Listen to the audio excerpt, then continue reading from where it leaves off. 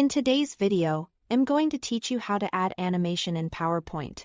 Animations are a simple way to make your slides feel more dynamic and to guide your audience's attention exactly where you want it. I will walk you through the essentials so you can add movement with confidence and keep your presentation clear and professional. Start by selecting the object you want to animate. This could be a text box, a shape, or a picture. Click directly on it so it's outlined.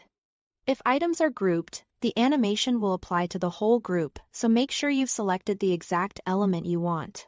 Next, head to the Animations tab on the top ribbon. This is your control center for all animation tools. Once you are there, look at the animation gallery. Click the drop-down arrow to expand the full set of options. As you browse, you will see a variety of effects. And many will give you a quick preview so you can get a sense of how they'll look on your slide. You will notice the choices are organized into 4 main categories. Entrance animations, shown in green, control how an object appears on the slide, think fade in or fly in.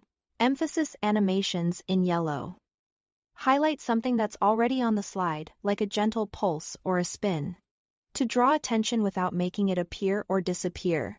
Exit animations, marked in red, control how an object leaves the slide, such as fade out or fly out. Finally, motion paths let you move an object across the slide, along a defined path, which can be straight, curved, or shaped to match your design. After you choose an effect, you'll see a small number tag appear next to your object, indicating it has an animation. To fine-tune what you picked, click Effect Options. This is where you control the direction and behavior of the animation. For example, if you chose Fly In, you can have it come from the left instead of the bottom.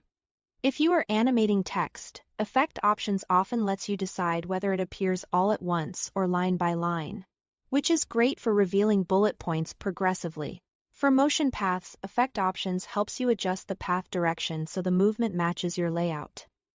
That's it. Thanks for watching.